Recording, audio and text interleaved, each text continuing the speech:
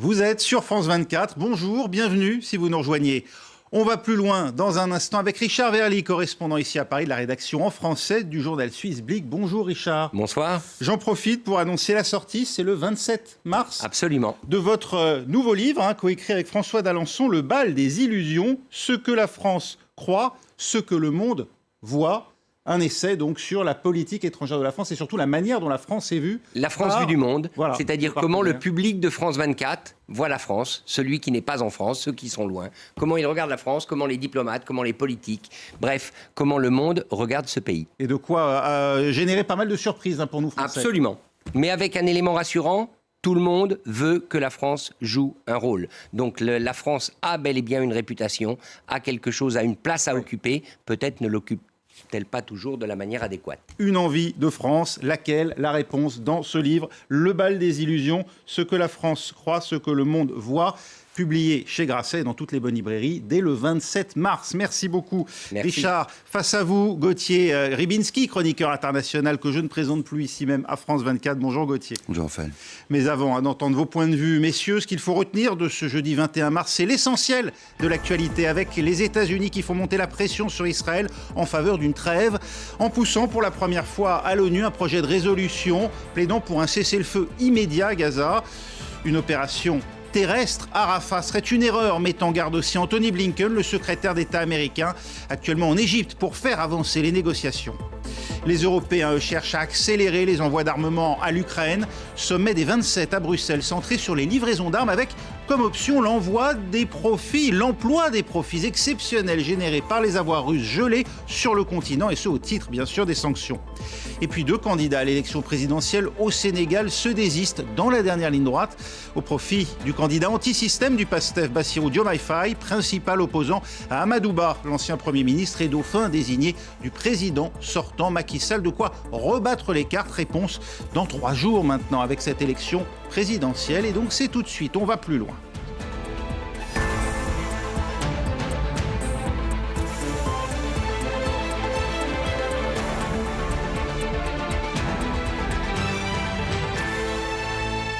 Le chef du Mossad attendu demain de retour au Qatar pour reprendre les négociations en vue d'une trêve à Gaza. C'est le bureau du Premier ministre Benyamin Netanyahou lui-même qui l'annonce. Serait-ce le signe que les pressions américaines commencent à marcher?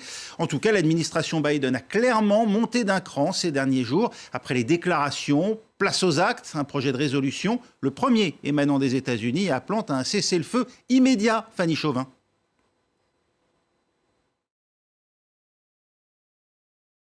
C'est une première depuis le début de la guerre. Les États-Unis proposent un projet de résolution pour un cessez-le-feu immédiat et durable à Gaza.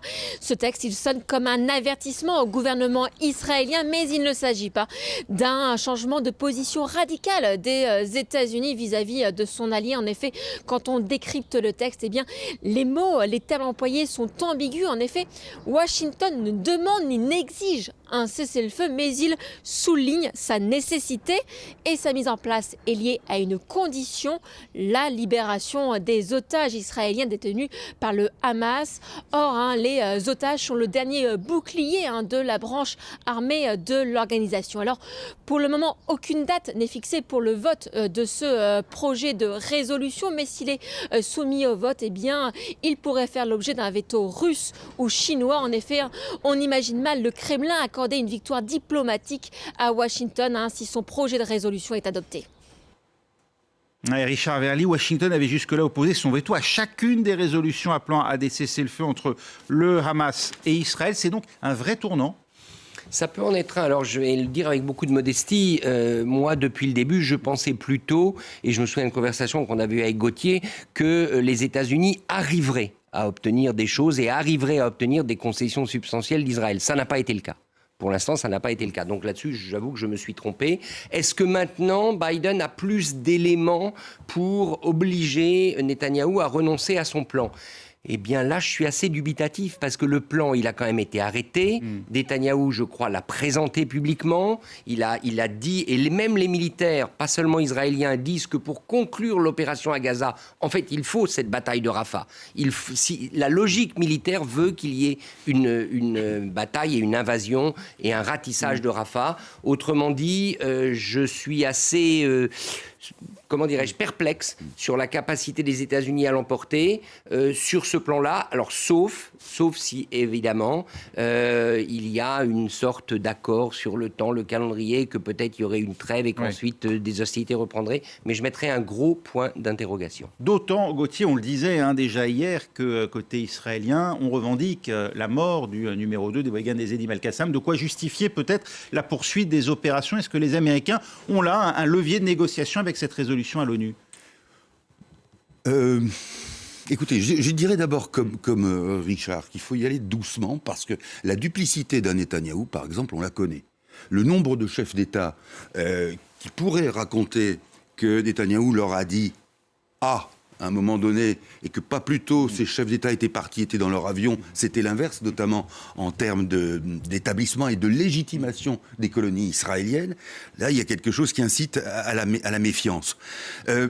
D'autant, si vous voulez, que ce que dit Netanyahou par rapport à la non pas à la bataille, parce qu'il n'y a pas grand monde pour s'y opposer, mais à l'invasion ou les frappes sur Rafah, ce que dit Netanyahou lorsqu'il dit « on fera le maximum pour épargner les civils », ça n'est pas tenable, ça n'est pas justifiable dans la mesure où vous avez une concentration de telle à Rafah de civils que même si vous dites nous cherchons les militants ou les combattants du Hamas, c'est quelque chose qui ne pourra pas se faire de la même manière que ça ne s'est pas fait jusqu'à présent. Alors pour revenir sur votre question, est-ce que c'est un levier ? Est-ce que Israël a montré qu'il avait une efficacité par rapport à ses objectifs de guerre ? Bien. Pourquoi pas ? Mais si vous voulez, encore une fois, puisqu'on parle de ratio, malheureusement, mais quand vous comparez ce résultat-là au nombre de personnes civiles... Oui, employés, oui. Et aux dégâts collatéraux, comme on dit pudiquement. Collatéraux à 32 000, ça fait beaucoup. Et puis surtout, est-ce que ce n'est pas un aveu de la part d'Israël qu'un certain nombre d'opérations qu'Israël savait parfaitement faire, les fameux assassinats ciblés, qui étaient extrajudiciaires et dont on pouvait discuter, mais qui ont eu une certaine efficacité, est-ce que ça veut dire qu'aujourd'hui, Israël n'en est plus capable ? En tout cas, Anthony Blinken, lui, sera demain en Israël, après l'Arabie Saoudite hier et l'Égypte aujourd'hui. L'Égypte, où il juge d'ailleurs qu'une opération majeure d'Israël à Rafah serait une erreur. Écoutez. Nous avons parlé de Rafah. Nous avons tous des craintes. Il y a plus d'1 million de personnes à Rafah, des personnes déplacées d'autres endroits de Gaza. Une opération d'ampleur là-bas entraînerait plus de victimes parmi les civils et aggraverait la crise humanitaire. Il y a de meilleurs moyens de répondre à la menace posée par le Hamas. Il peut revenir les mains vides, j'allais dire une fois de plus, Anthony Blinken, Richard Verly. Pour Joe Biden, de toute façon, on s'approche maintenant véritablement du lancement opérationnel de la campagne électorale. C'est une question, j'allais dire, presque de vie ou de mort politique. Il doit obtenir quelque chose sur ce terrain du Proche-Orient. Lui, Joe Biden, qui a toujours été un soutien d'Israël, rappelons-le, tout au long de sa carrière politique, il doit être à même de prouver à l'opinion publique américaine, et notamment à ses communautés d'origine arabe, notamment dans le Michigan, il doit prouver qu'il est capable de faire quelque chose. Alors, il y a quand même un terme que je retiens, c'est les autres options. Il y a de meilleures solutions pour éliminer, ça veut dire quoi ? Les meilleures solutions. Oui. Ce pourquoi Joe Biden, d'ailleurs, a voulu qu'une délégation israélienne vienne à Washington, on ne sait ce qu'il en est, pour évoquer justement les moyens autres de venir à bout du Hamas, Gauthier Rybinski. Et puis parallèlement, les États-Unis espèrent installer d'ici le 1er mai un pont flottant pour faciliter l'acheminement d'aide humanitaire à Gaza. Ils essaient de donner des gages aujourd'hui, alors évidemment non pas au Hamas, puisqu'il s'agit toujours de l'éradiquer, selon les dires de l'administration américaine elle-même, mais en tout cas à l'opinion publique américaine sensible au désarroi humanitaire à Gaza. Oui, il y a deux choses étonnantes dans ce que vous dites. D'abord, le fait que, comme disait aussi Richard, Biden est suivi à ce point, et on pouvait le comprendre, parce qu'il ne faut pas oublier ce qu'est le 7 octobre. Il ne faut pas oublier que le Hamas est une organisation totalitaire et qui non seulement a commis ce qu'elle a commis le 7 octobre, mais qui est aussi une organisation qui oppresse ses propres citoyens. Bon. Et qui a tué des Américains parmi les citoyens aussi, israéliens. Bien sûr. Bon. Là où il y a deux choses surprenantes. La première, c'est que, effectivement, Biden, c'est parce qu'il y a aussi ses échéances, bien sûr, mais se dit, on est allé trop loin, et surtout quand on va trop loin, on n'en récolte rien finalement. Parce que quand Netanyahou était sûr et certain de l'appui sans conteste, sans réserve, indéfectible, d'une certaine manière, ça l'a encouragé, ça l'a surtout pas stoppé. Donc là, il y a une façon de rétrograder ou de remettre, de bifurquer. Et puis, il y a autre chose qui est important dans ce que vous disiez.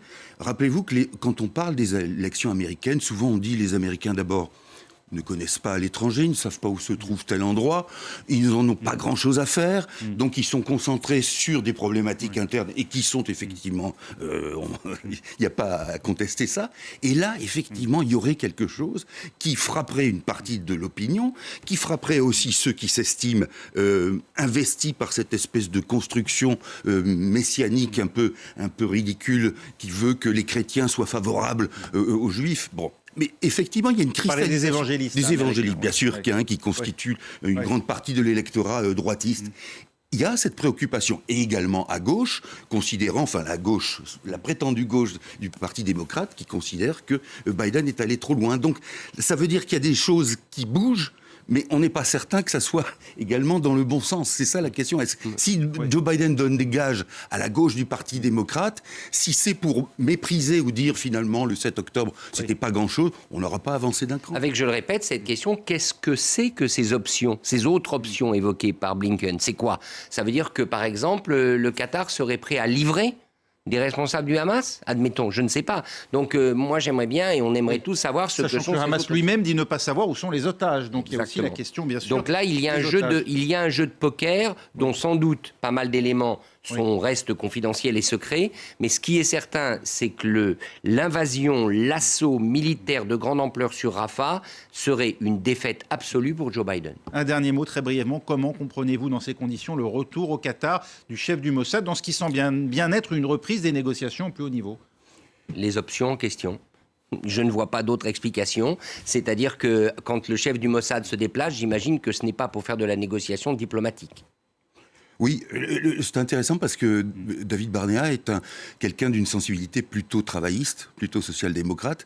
Et vous avez vu que les derniers temps, l'extrême droite israélienne a dit « mais il ne faut même pas envoyer cette délégation à Doha, il faut rester ferme ».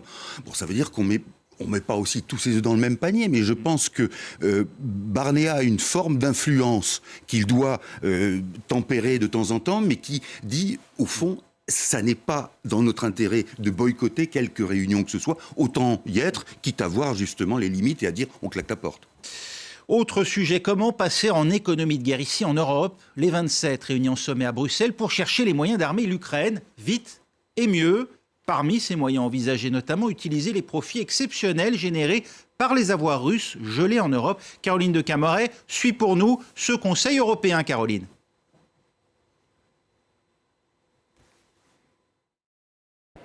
Deux gros dossiers dans lesquels l'Union européenne veut désormais peser au menu de ce sommet. D'abord, la guerre Israël-Hamas, avec une position plus équilibrée que souhaite Charles Michel pour l'Union européenne.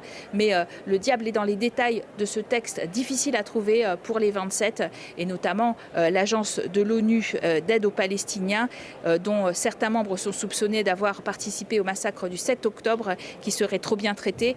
Un texte très difficile pour ce qui est de son accouchement. Alors, deuxième grande résolution des 27, après les attaques sur Kiev, soutenir l'Ukraine avec autant d'intensité qu'il le faudra. Une aide militaire de 5 milliards d'euros au programme. Mais un certain Viktor Orban, qui a d'ailleurs félicité Vladimir Poutine pour sa réélection, le leader hongrois, eh bien, il ne veut pas entendre parler de cette aide militaire trop massive, ni d'ailleurs d'aller piocher dans les intérêts des avoirs russes gelés, 3 milliards d'euros pour justement aider l'Ukraine. Et puis il y a toujours la question pour certains pays de ces céréales ukrainiennes qui leur font de la concurrence. Bref, on veut beaucoup aider l'Ukraine. L'industrie européenne n'est pas en ordre de bataille pour lui fournir beaucoup d'armes, mais voudrait en acheter aussi à l'étranger. Et sur le papier, il faudra démontrer que cette aide est bien réelle. Richard Verly, l'Ukraine ne cesse de réclamer de ses alliés occidentaux qu'ils accélèrent leur livraison d'armes et d'obus notamment. Qu'est-ce qui bloque ? Il n'y a pas que Viktor Orban qui bloque manifestement. Non, d'abord il y a tout simplement un problème de disponibilité des stocks.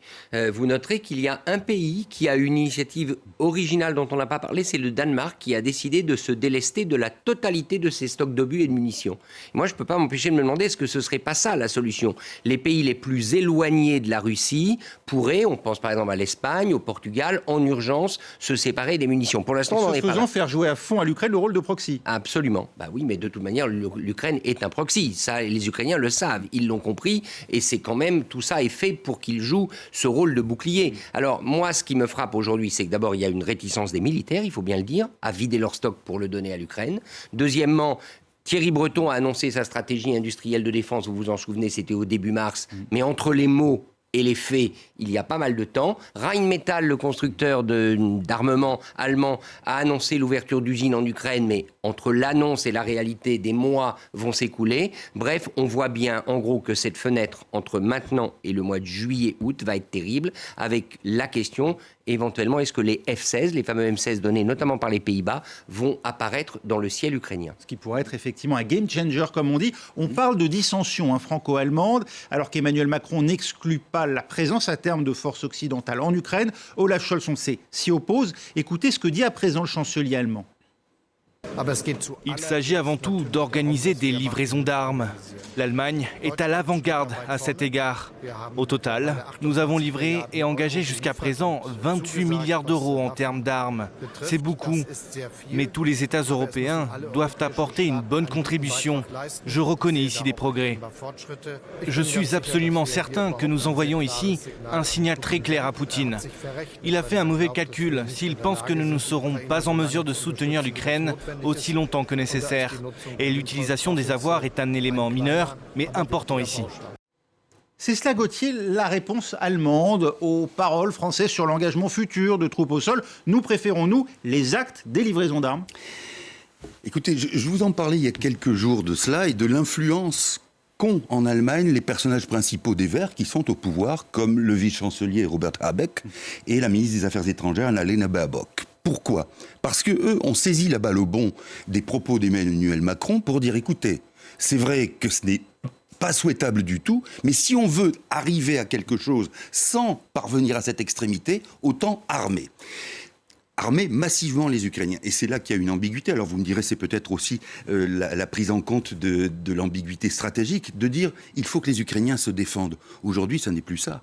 C'est pas simplement se défendre, c'est pas maintenir un équilibre avec les Russes, c'est faire en sorte qu'il y ait au moins un retrait, du Donbass ou de la moitié du Donbass, c'est-à-dire qu'il y ait une pression telle que la Russie enregistre une défaite. Certains experts comme Nicolas Tenzer vont même jusqu'à dire qu'il faut porter la menace sur le sol russe pour faire changer d'une certaine manière de perspective l'opinion publique en Russie. Alors c'est ça qui est compliqué, parce que l'opinion publique, on l'a vu, même s'il y a eu fraude massive lors de l'élection, cette opinion publique, elle est aussi, même quand elle est dans l'adversité, elle considère que, et on l'a habitué à ça, elle n'y peut rien, mais elle considère que c'est dans cette adversité vis-à-vis de l'étranger qu'elle est finalement la plus vivace, la plus existante. Et c'est là tout le drame des Russes, enfin de beaucoup de Russes, c'est qu'ils sont formatés à cette idée que le responsable éventuellement d'une catastrophe, ça ne serait pas Poutine, ça serait les autres, bien sûr, ça serait l'Occident. Et ça, vous voyez, c'est un peu la quadrature du cercle. C'est-à-dire que quand on empêche pendant même des siècles la politisation de citoyens, ça veut dire qu'ils n'ont pas le réflexe de critiquer les choses, et que même si ça les touche directement dans leur vie, y compris à travers les morts, y compris à travers les estropiés, etc., eh bien, il y a ce réflexe légitimiste qui dédouanera, du moins dans un premier temps, le pouvoir russe de quoi que ce soit. Richard Verly, toujours est-il que dans la réponse d'Olaf Scholz, on le voit bien, elle lui dit il n'y a pas de gesticulation de notre part sur d'éventuels envois de troupes. Il a été clair là-dessus. En revanche, l'Allemagne contribue plus largement que les autres Européens. Elle est la locomotive aujourd'hui en matière de livraison. Il a raison. L'argument allemand tient tout à fait debout. Les Allemands sont les leaders en matière de fourniture d'armes à l'Ukraine. La seule question qui est épineuse, on le sait, c'est celle des fameux missiles Taurus qu'ils n'ont toujours pas livrés, qu'ils ne veulent pas livrer, que Olaf Scholz ne veut pas livrer, et le Bundestag non plus. Ce sont ces missiles de plus longue portée que les missiles français, britanniques Scalp, et dont on dit qu'ils pourraient permettre notamment d'atteindre le fameux pont en Crimée. Même s'il y a eu un accord du triangle de Weimar entre France, Pologne et Allemagne sur le principe des missiles longue portée. Tout à fait. Donc, mais Olaf Scholz a raison, l'Allemagne fait son job, fait son boulot en termes de livraison d'armes. Toute la question, c'est celle qu'a soulevée Emmanuel Macron, qui se retrouve au fond à Bruxelles face à son argument. Il a monté la rhétorique d'un ton en disant il faut se préparer au pire, parce que envoyer des troupes au sol, même si elles ne sont pas au front, c'est quand même franchir un degré certain. Et quelle réception va-t-il avoir à Bruxelles ? Ça ne suffit pas d'avoir les Polonais qui ont une oreille attentive. Le deuxième élément que je voudrais dire, c'est que les informations que j'ai d'Ukraine, pas plus tard qu'hier, je rencontrais un journaliste qui en revient, c'est qu'il s'agit non seulement de planifier une éventuelle contre-offensive réussie de l'Ukraine, mais aujourd'hui il s'agit de tenir, parce que le risque d'une percée russe sur le front est réel.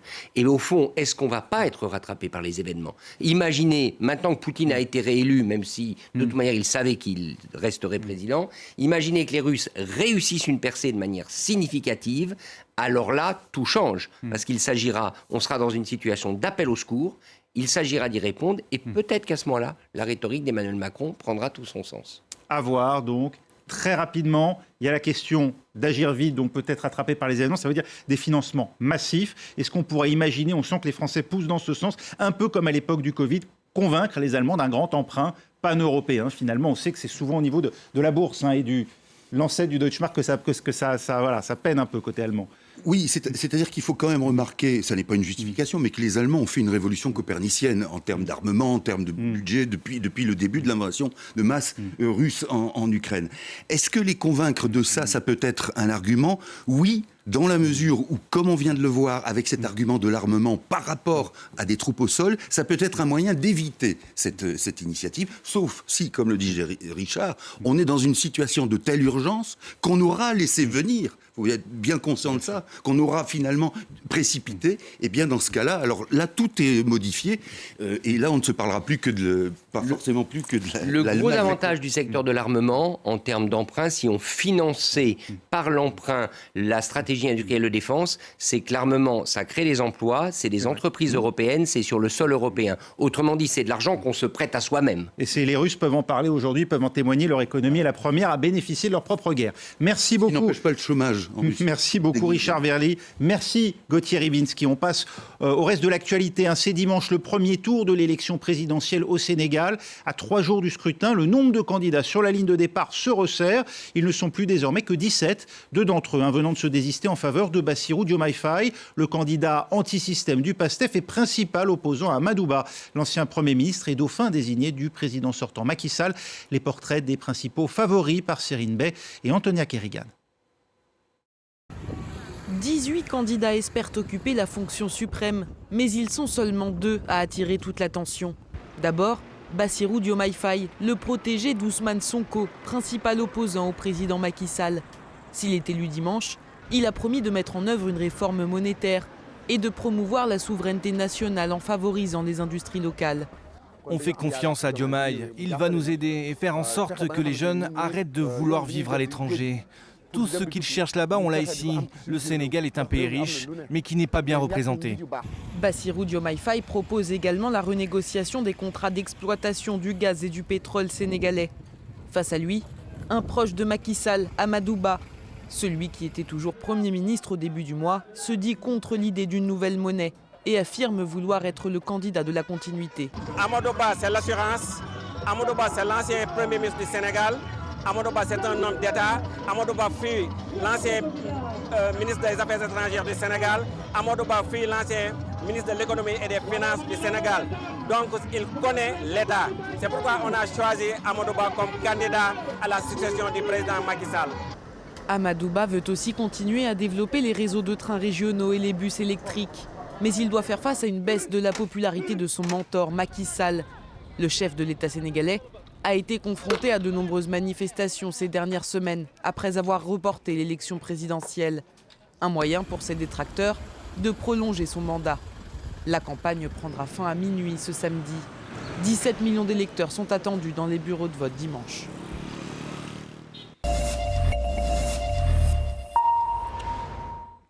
Voilà, et sans transition, comme on dit, c'est l'économie avec Johanna Citruc. Bonjour Johanna. Bonjour Raphaël. On va s'intéresser aujourd'hui au CETA, l'accord de libre-échange entre l'Union européenne et le Canada.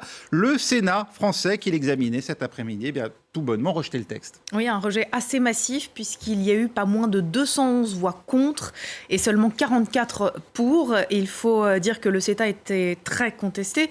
Et pour comprendre pourquoi, on va voir ensemble de quoi il s'agit. Le CETA, c'est un traité donc de libre-échange entre l'Union européenne et le Canada qui a été conclu en 2014, signé en 2016 et appliqué de manière provisoire depuis 2017. Son objectif, c'est de réduire ou supprimer quasiment tous les droits de douane, autrement dit les taxes qu'on paye lorsqu'on importe des produits pour faciliter les échanges commerciaux entre les deux régions. Pourquoi ce texte est-il l'objet d'autant de critiques ? Alors parce que les produits canadiens sont vus par les Français et plus généralement par les Européens aussi comme de la concurrence déloyale. Pourquoi ? Parce qu'au Canada, les méthodes de production, en particulier pour les agriculteurs et les éleveurs, sont généralement moins strictes que dans l'Union européenne, notamment en ce qui concerne les normes sanitaires ou environnementales. Et qui dit moins de règles à suivre, eh bien dit moins d'argent à dépenser. Ce qui au final rend les produits canadiens moins chers et donc plus attractifs que leur version européenne. Voilà pourquoi le CETA est très critiqué, même si dans les faits, quand on regarde les chiffres d'Eurostat, on réalise que sur l'agriculture, les échanges sont restés très faibles. En réalité, les produits canadiens qui sont le plus importés par l'Union européenne, ce sont les minerais et les médicaments.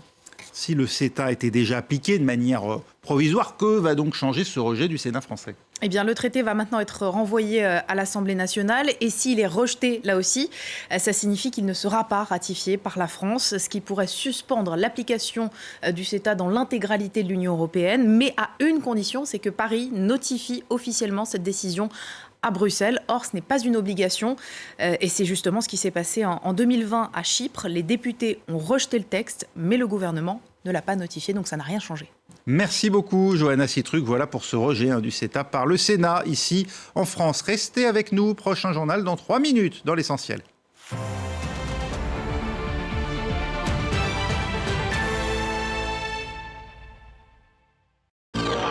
L'actualité africaine, c'est tout de suite sur France 24. À la une ce soir. On peut dire clairement que la pression est sur le ministère.